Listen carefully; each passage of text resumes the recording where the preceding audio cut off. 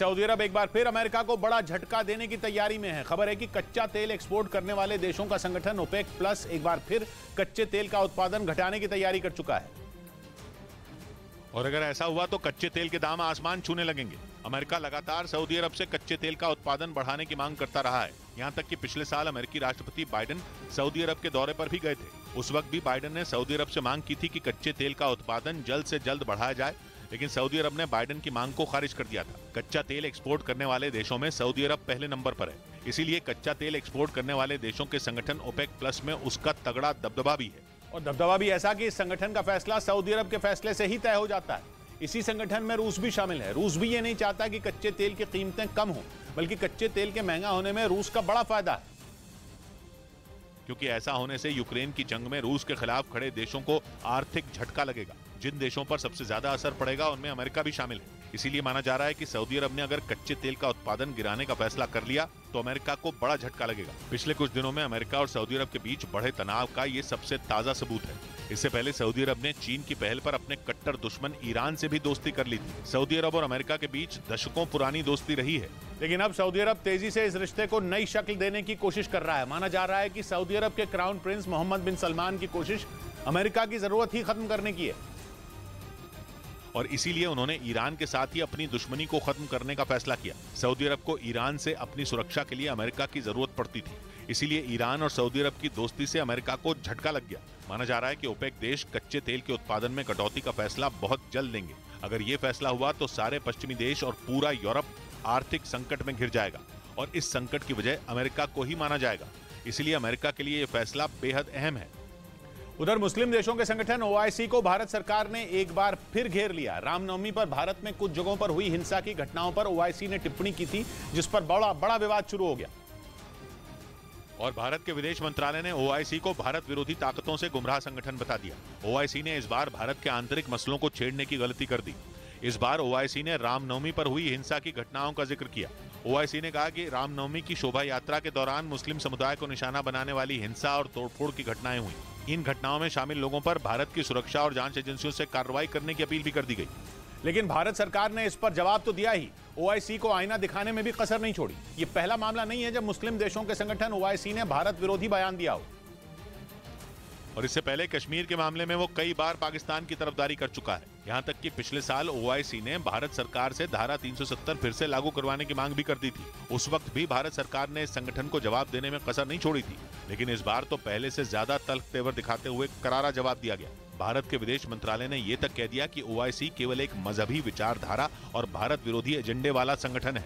इधर बिहार विधानसभा में नालंदा और सासाराम में हुई हिंसा के मुद्दे पर जबरदस्त हंगामा हुआ। इस दौरान विधानसभा अध्यक्ष ने हंगामे को शांत कराने की कई बार कोशिश की, लेकिन जब उसका कोई असर नहीं हुआ तो उन्होंने मार्शलों को बीजेपी विधायक जीवेश मिश्रा को सदन से बाहर निकालने का आदेश दे दिया, जिसके बाद जीवेश मिश्रा को उठाकर सदन से बाहर कर दिया गया। इससे पहले बिहार विधानसभा के अध्यक्ष अवध बिहारी चौधरी ने कई बार हंगामा कर रहे विधायकों से शांत रहने की अपील की। उनकी इस अपील के बावजूद सदन में शोर शराबा नहीं थमा, जिस पर विधानसभा अध्यक्ष भड़क गए। लेकिन बीजेपी के कई विधायक अपनी बात पर अड़े रहे। उन्होंने आरोप लगाया कि सरकार नालंदा और सासाराम में हुई हिंसा को रोकने में नाकाम रही। इन दोनों जिलों में रामनवमी के बाद से ही लगातार हिंसा की खबरें सामने आ रही हैं, जिस पर बीजेपी ने मुख्यमंत्री नीतीश कुमार से जवाब मांगा। वहीं बीजेपी विधायक और नेता प्रतिपक्ष विजय कुमार सिन्हा ने सरकार पर हिंसा भड़काने वालों को बचाने का भी आरोप लगाया, और साथ ही ये भी कहा कि सरकार विपक्ष की बात नहीं सुन रही है। नेता प्रतिपक्ष की बात पूरी होने के पहले माइक बंद कर देना तो परंपरा नहीं है। बीजेपी के इन हमलों का मुख्यमंत्री नीतीश कुमार ने जवाब दिया। कहीं कुछ है ही नहीं, ये कुछ न कुछ अंदर से इधर उधर किया, तो उस सब पर भी जांच हो रही है। इस मुद्दे पर बीजेपी विधायकों ने विधानसभा के बाहर भी प्रदर्शन किया। उधर हनुमान जयंती पर दिल्ली के जहांगीरपुरी इलाके में विश्व हिंदू परिषद को पुलिस ने शोभा यात्रा निकालने की इजाजत नहीं दी। पुलिस ने उन्हें कानून व्यवस्था बिगड़ने का हवाला दिया और हनुमान जयंती पर वहां शोभा यात्रा निकालने की अनुमति नहीं दी। कुछ दिन पहले रामनवमी पर भी पुलिस की इजाजत के बिना वहां शोभा यात्रा निकाली गई थी। ऐसा दोबारा न हो, इसलिए पुलिस ने जहांगीरपुरी इलाके में सुरक्षा बढ़ा दी। उन्होंने वहां फ्लैग मार्च भी निकाला। वहीं पश्चिमी मीडिया के मुताबिक यूक्रेन से जंग के बीच पुतिन के एक और खुफिया महल का पता चला है। दावा है कि पुतिन का यह खुफिया ठिकाना मिसाइल डिफेंस सिस्टम से लैस है। और ये दावा जेल में बंद रूस में विपक्षी नेता एलेक्सी नावल्नी के समर्थकों की ओर से चलाए जा रहे यूट्यूब चैनल पर किया गया, जिसके मुताबिक करीब 41,000 वर्ग फीट में फैले पुतिन के उस आलीशान महल में सुख सुविधा की सारी चीजें मौजूद हैं। इसके अलावा सुरक्षा को लेकर भी वहाँ सख्त इंतजाम किए गए हैं। जानकारी के मुताबिक पुतिन के उस ठिकाने पर सतह से हवा में मार करने वाले मिसाइल डिफेंस सिस्टम को भी तैनात किया गया है, ताकि किसी भी हवाई हमले को नाकाम किया जा सके। क्योंकि दावा है कि यूक्रेन जंग के बाद से ही पुतिन अपनी सुरक्षा को लेकर खासे परेशान रहते हैं। इसीलिए उन्होंने रूस के अलग अलग इलाकों में कई परमाणु बंकर और खुफिया ठिकाने बनवाए हैं। हालांकि दावा है कि पुतिन के जिस नए खुफिया किले का पता चला है उसे साल 2014 में ही बनवा दिया गया था।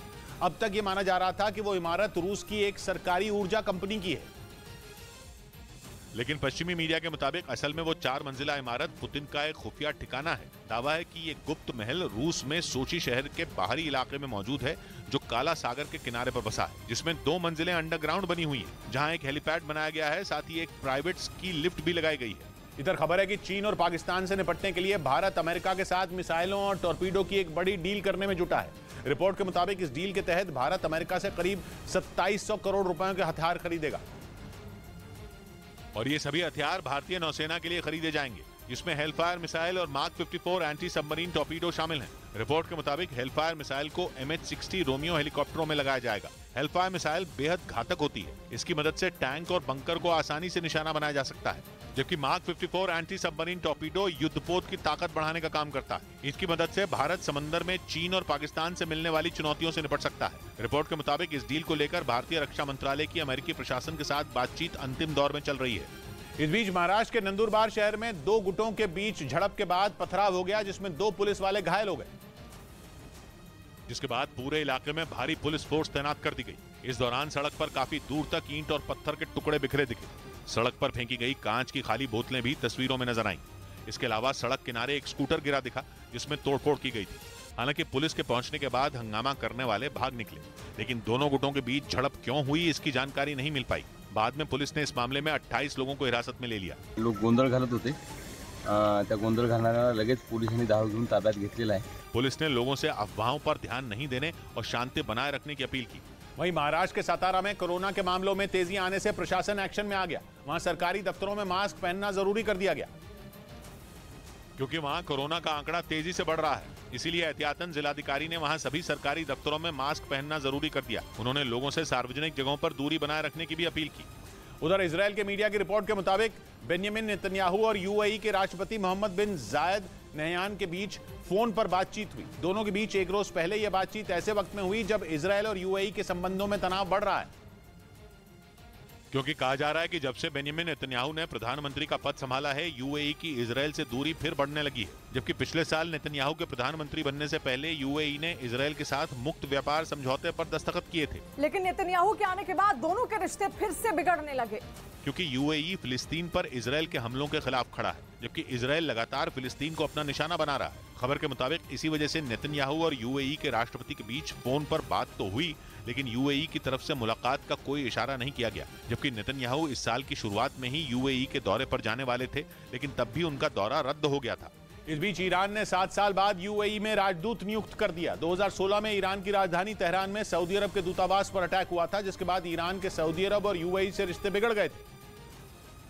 लेकिन करीब 7 साल बाद ईरान और यूएई फिर करीब आए, क्योंकि ईरान ने वहां अपना राजदूत नियुक्त कर दिया। उसने ईरान के विदेश मंत्रालय में बड़े पद पर रह चुके रेजा अमेरी को ये जिम्मेदारी सौंपी, जिसके बाद ईरान और खाड़ी देशों की दोस्ती का एक नया दरवाजा खुल गया। जबकि यूएई 2022 में ही ईरान में अपना राजदूत नियुक्त कर चुका है, जिससे शिया बहुल ईरान और सुन्नी बहुल यूएई और नजदीक आ गए। क्योंकि 2016 में तेहरान में हुए विवाद ने ईरान और खाड़ी देशों के बीच की खाई को गहरा कर दिया था, जिसे धीरे धीरे भरने की कोशिश शुरू हो चुकी है।